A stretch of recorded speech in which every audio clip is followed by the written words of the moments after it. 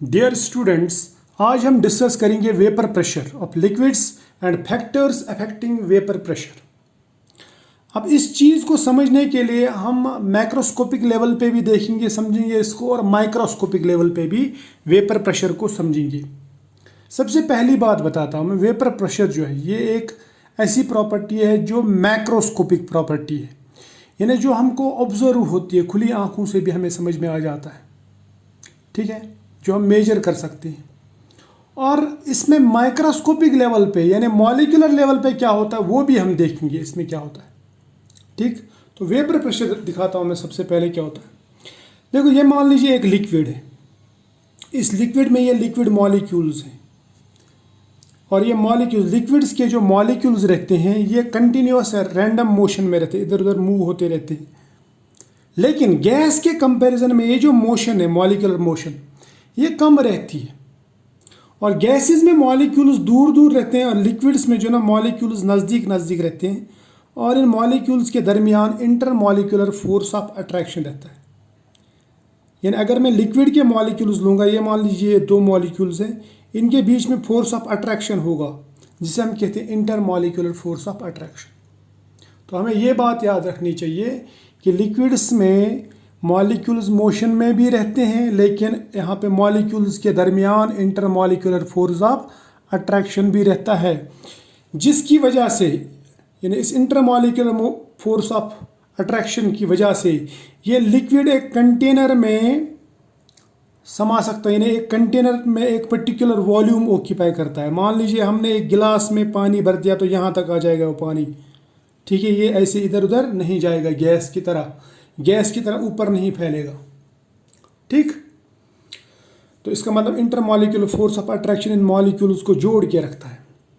लेकिन साथ ही में मैंने कहा कि इनमें मॉलिक्यूलर मोशन भी रहता है।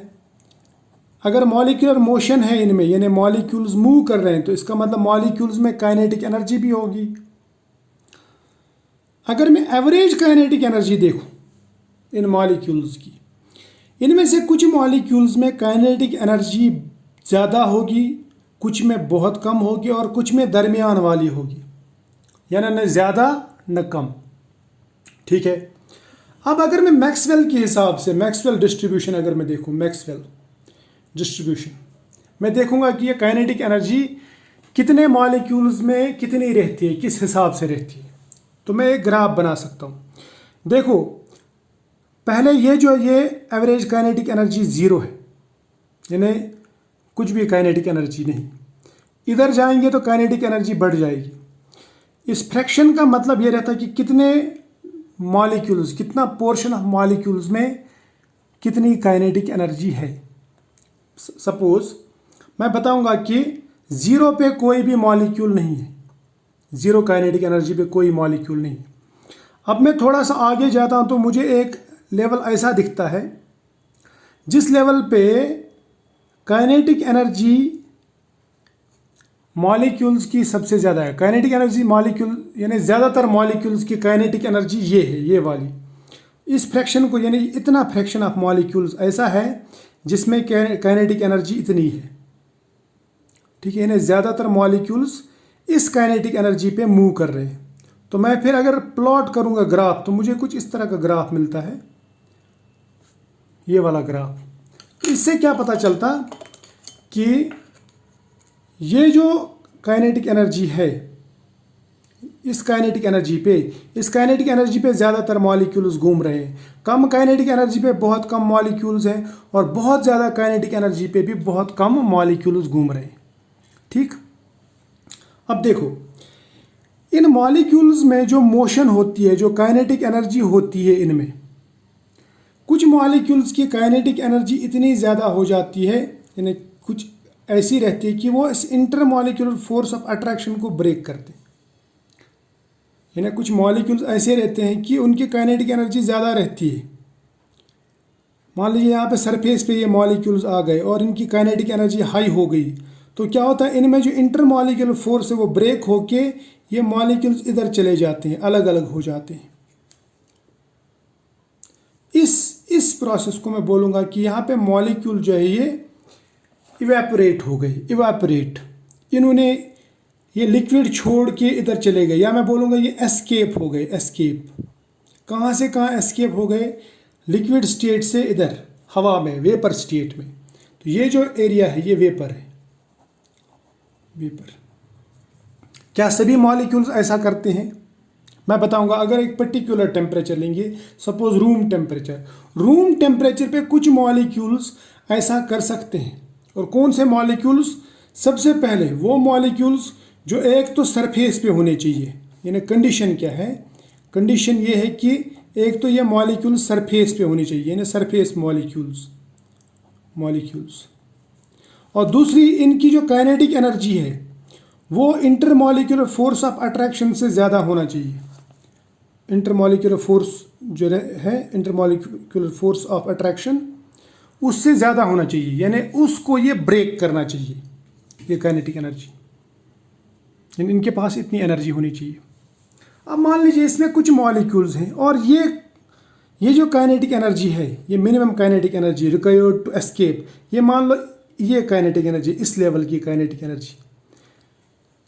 इसका मतलब यहाँ से लेके यहाँ तक जो फ्रैक्शन ऑफ मॉलिक्यूल्स होंगे वो लिक्विड में ही रहेंगे, लेकिन इसके बाद में इस काइनेटिक एनर्जी को अगर कोई मॉलिक्यूल पास करता है, यानी अगर किसी मॉलिक्यूल की काइनेटिक एनर्जी इस काइनेटिक एनर्जी से ज़्यादा हो जाती है तो वो वेपर बनाएगा। क्या बनाएगा? वेपर। वो वेपर में कन्वर्ट हो जाता है, यानी वो एस्केप हो जाता है, निकल जाता है लिक्विड से। ठीक है, बात समझ में आ गई? शाबाश। अब अगर हम यही कंटेनर लेंगे, यही बोतल लेंगे या यही गिलास लेंगे और ये हमने ऐसे ओपन एटमॉस्फेयर में रख दिया, तो क्या होगा?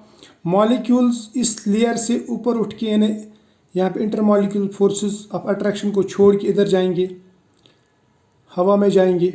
अगर ये ओपन है तो हवा आएगी, विंड आएगी, इनको अपने साथ उठा के लेके जाएगी और ये बाहर जाएंगी। यानी यहाँ पे सरफेस पे मॉलिक्यूल्स बाहर भाग रहे हैं, सरफेस से भी भाग रहे हैं और इसके ऊपर भी नहीं ठहर रहे।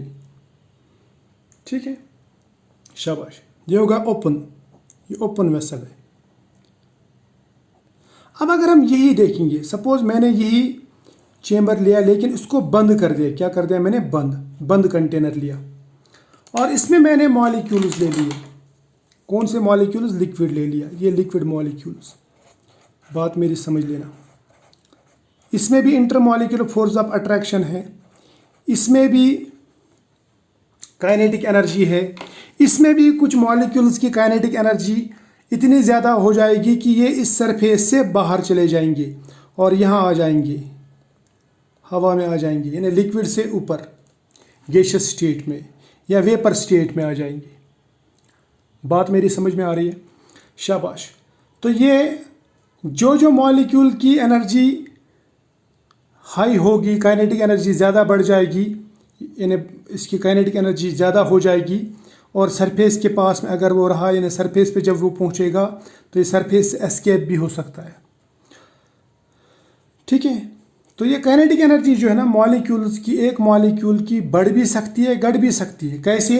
क्योंकि मॉलिक्यूल्स आपस में कोलाइड करते रहते हैं, यहाँ पे एनर्जी ट्रांसफ़र होते रहता है, इस मॉलिक्यूल से इस मॉलिक्यूल में या इस मॉलिक्यूल से इस मॉलिक्यूल में। ठीक है, लेकिन ओवरऑल जो एनर्जी रहेगी सिस्टम की वो सेम रहेगी एट अ पर्टिकुलर टेम्परेचर।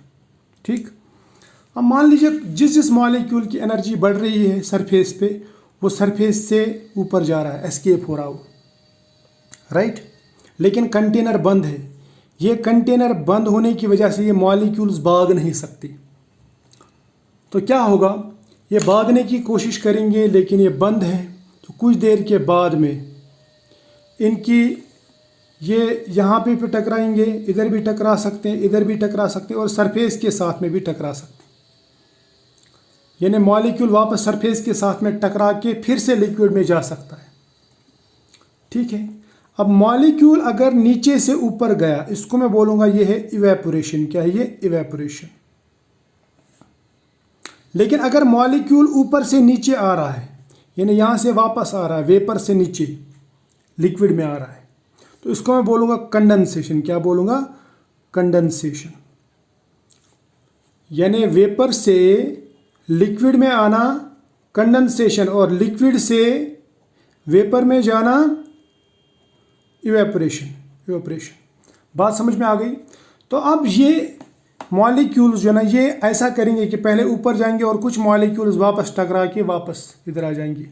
जितने मॉलिक्यूल्स यहाँ पे ज़्यादा ऊपर जाएंगे, बढ़ेंगे, उतने ज़्यादा चांसेस है कि यहाँ के मॉलिक्यूल वापस भी आ सकते हैं, क्योंकि यहाँ पे जगह नहीं रहेगी, तो ये आपस में टकरा के या सरफेस के साथ टकरा के वापस आ सकते हैं, यानी कंडेंस हो सकते हैं। ठीक है, अब ये ऊपर जाना नीचे आना, ऊपर जाना नीचे आना, ये चलता रहेगा। ठीक है, अब जब ये पूरा एरिया, ये जो खाली एरिया था पहले, ये जब सेचुरेट हो जाएगा इन वेपर्स से, ये जब सेचुरेट हो जाएगा तो एक टाइम ऐसा आएगा कि रेट ऑफ इवेपोरेशन जो है वो बराबर हो जाएगा रेट ऑफ कंडेंसेशन। ये भी एक ऐसा पॉइंट आएगा, लेकिन सेचुरेशन के बाद में। अब ये जो पॉइंट है, जब rate of evaporation rate of condensation के बराबर हो जाए, उस टाइम पे जो ये वेपर्स प्रेशर क्रिएट करेंगे, क्योंकि ये वेपर में है तो प्रेशर तो बनाएंगे, ये प्रेशर बनाएंगे, और जितने वेपर ज़्यादा होंगे उतना प्रेशर ज़्यादा बनेगा। यानी वेपर जो है, वेपर ये जितने ज़्यादा होंगे उतना यहाँ पे प्रेशर ज़्यादा बनेगा, कौन प्रेशर क्रिएट करेगा? These vapour particles, these vapour molecules, these gases, इनको बोलूँगा मैं molecules in gaseous state, gaseous molecule. Gases की प्रॉपर्टी है कि प्रेशर क्रिएट करना, जितना वेपर ज़्यादा उतना प्रेशर ज़्यादा। क्लियर? बात समझ में आ रही है? बात मेरी समझ में आ रही है? अब जब rate of evaporation rate of condensation के बराबर होगा, या मैं बोलूँगा कि वेपोराइजेशन या इवेपोरेशन बोलूँगा मैं, इवेपोरेशन और कंडेंसेशन के बीच में जब इक्विलिब्रियम बनेगा, इक्विलिब्रियम का मतलब क्या होता है? यानी जब rate of evaporation rate of condensation के बराबर हो जाए, जब ये इक्विलिब्रियम बनेगा, उस टाइम पे जो वेपर्स प्रेशर क्रिएट करेंगे, वेपर्स जो प्रेशर क्रिएट करेंगे इस सरफेस पे, ठीक है, प्रेशर क्रिएट करेंगे, उसी को हम कहते हैं, ये है वेपर प्रेशर। क्या कहते हैं इसको? Vapour pressure. So what is vapour pressure? Vapour pressure is pressure created by vapours over the surface of its liquid at the time when rate of evaporation is equal to rate of condensation। समझ में आना? बात मेरी समझ में आ रही है? यानी जब rate of evaporation rate of condensation के बराबर हो जाए, उस टाइम पे जो ये वेपर्स प्रेशर क्रिएट करेंगे उसको हम कहते हैं वेपर प्रेशर। अब इस वेपर प्रेशर को हम बैरोमीटर से भी मेजर कर सकते हैं। मान लीजिए ये है लिक्विड, यहाँ तक लिक्विड है, यहाँ पे ऊपर वेपर्स हैं, यहाँ पे हमने बैरोमीटर लगा दिया, ठीक है, बैरोमीटर लगा दिया, तो हमें ये बैरोमीटर से पता चल जाएगा कि मरकरी कितना ऊपर जा रहा है। इससे हमें पता चल जाएगा कि प्रेशर कितना बन रहा है। ठीक है, बात मेरी समझ में आ रही है? शाबाश। जितना यहाँ पे प्रेशर, जितना यहाँ पे वेपर्स ज़्यादा बनेंगे उतना प्रेशर ज़्यादा बनेगा, और जितना प्रेशर ज़्यादा बनेगा उतना यहाँ पे वेपर प्रेशर भी ज़्यादा होगा। बात मेरी क्लियर है ना? शाबाश। और वेपर प्रेशर कब ज़्यादा बनेगा? जब यहाँ पे मॉलिक्यूल्स यहाँ से इधर ज़्यादा जाएंगी। तो मैं फिर कह सकता हूँ कि ये जो वेपर प्रेशर है, वेपर प्रेशर, इसको मैं बोल सकता हूँ it is measure of tendency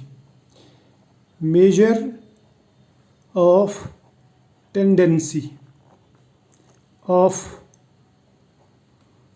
molecules, ठीक है, मॉलिक्यूल्स टू एस्केप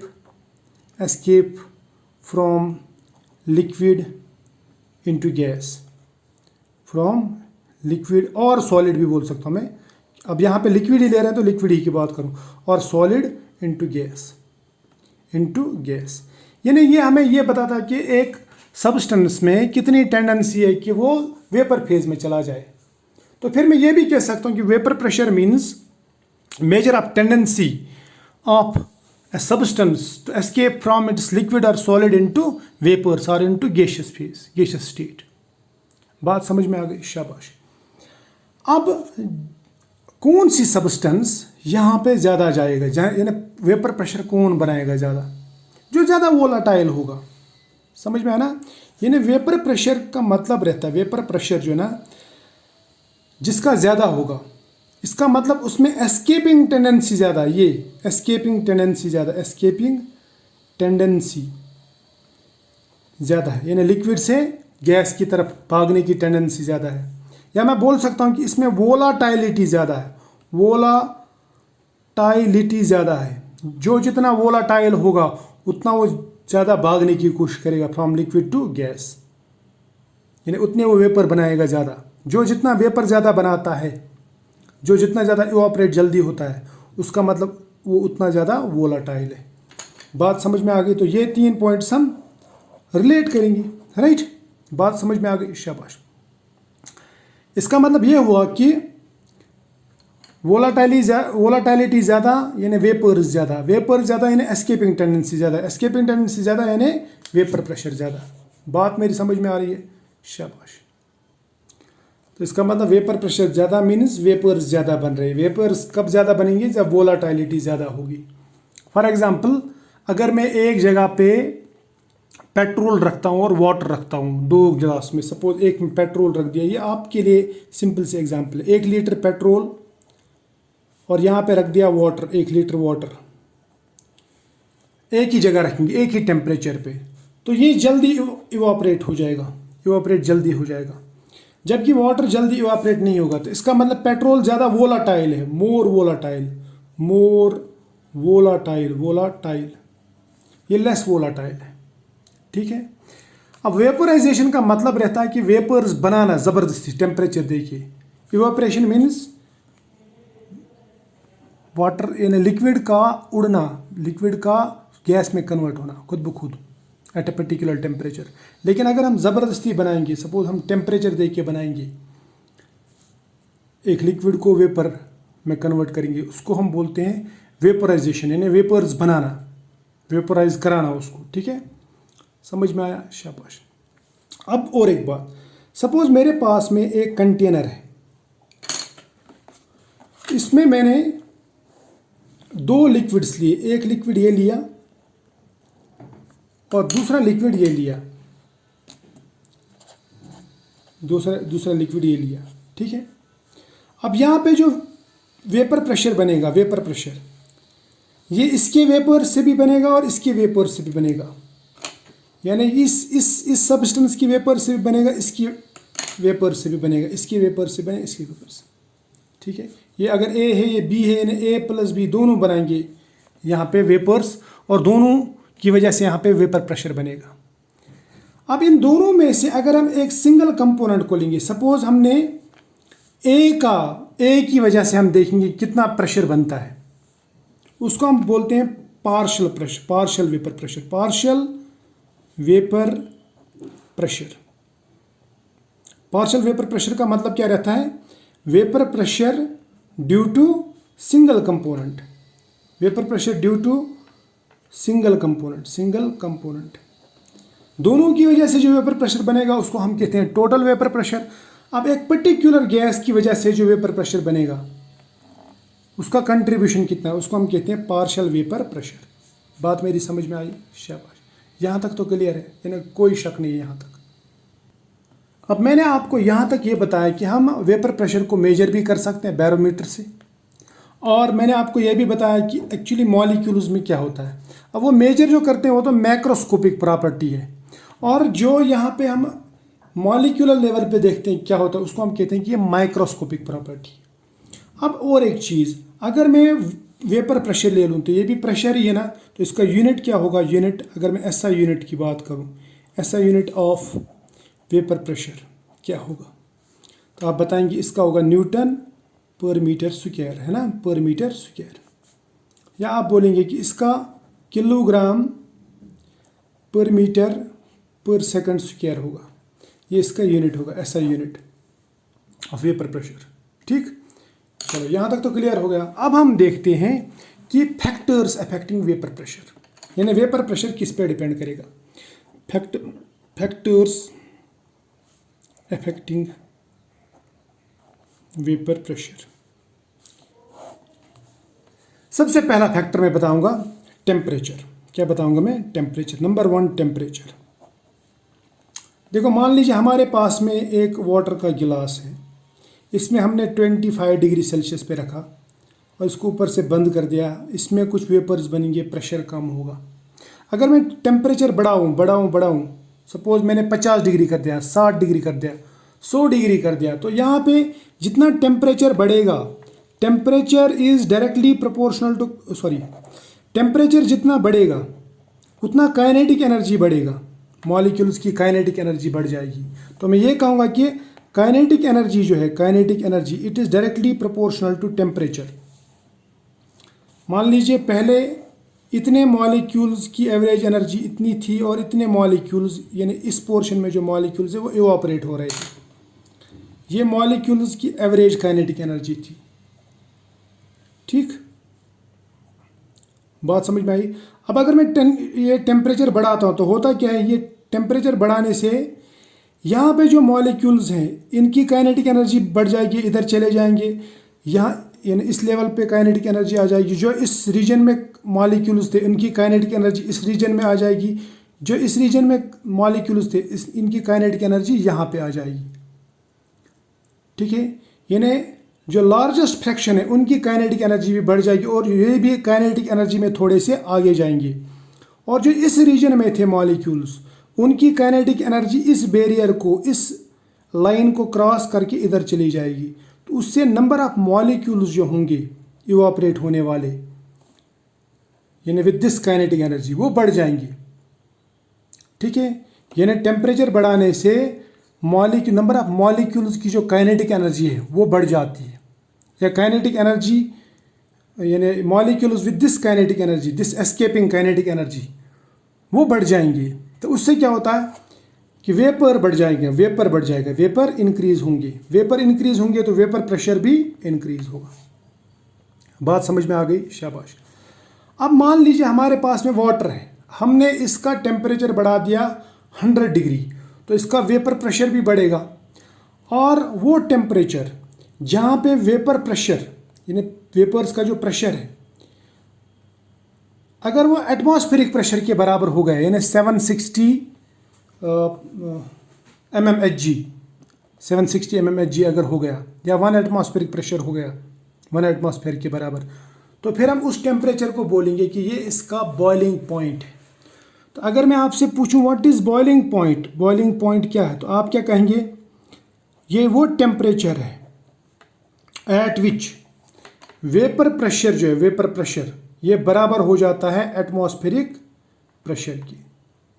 यानी temperature of a substance at which its vapour pressure becomes equal to atmospheric pressure, उसको हम कहते हैं बॉइलिंग पॉइंट। जैसे वाटर के लिए 100 डिग्री है, 100 डिग्री सेल्सियस। ठीक, ये हो गई एक बात। अब दूसरी बात, दूसरा फैक्टर कौन सा है?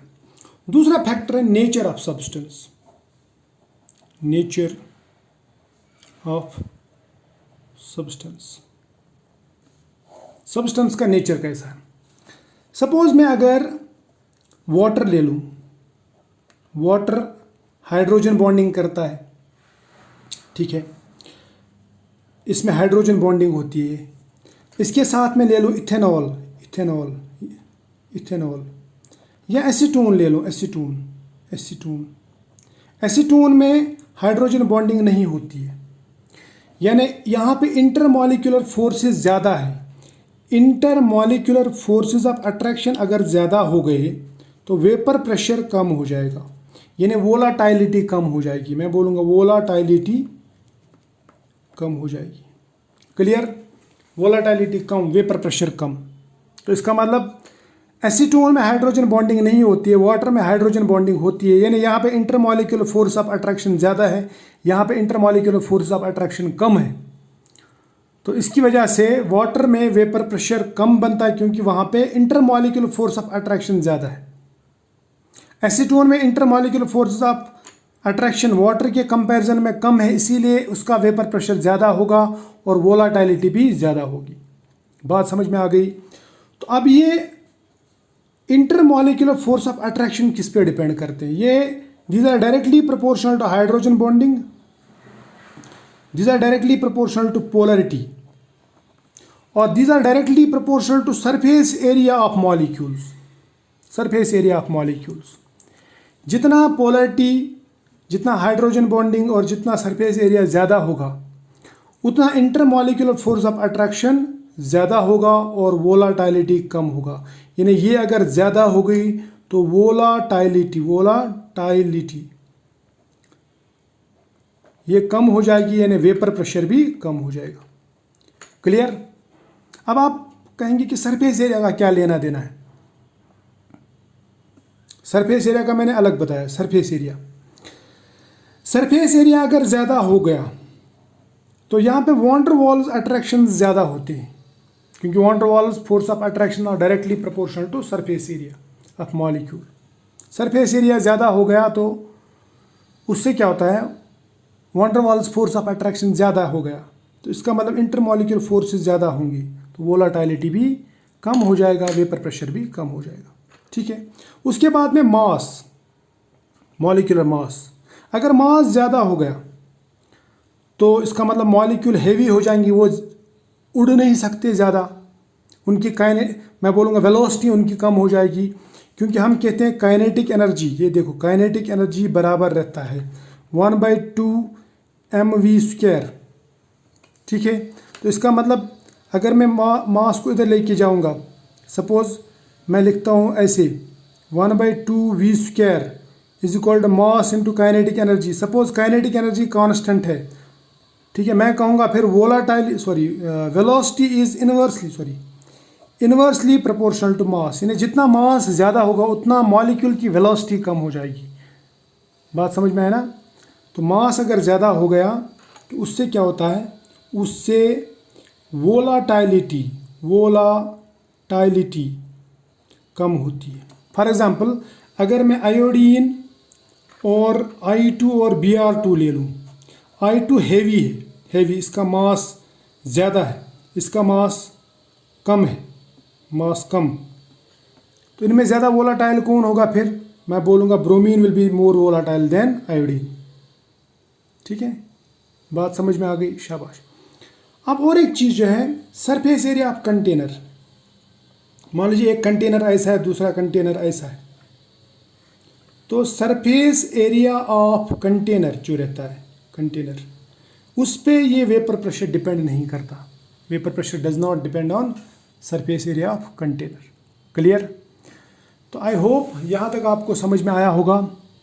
अब आप खुद से ट्राई करेंगे कि किस मॉलिक्यूल की वोलाटाइलिटी ज़्यादा होगी और किसकी कम होगी। जब भी आप वोलाटाइलिटी देखेंगे तो सबसे पहले देख लेना कि हाइड्रोजन बॉन्डिंग है क्या। अगर हाइड्रोजन बॉन्डिंग है तो वोलाटाइलिटी कम, जिसमें हाइड्रोजन बॉन्डिंग होगी उसमें वोलाटाइलिटी कम होगी, वेपर प्रेशर कम होगा।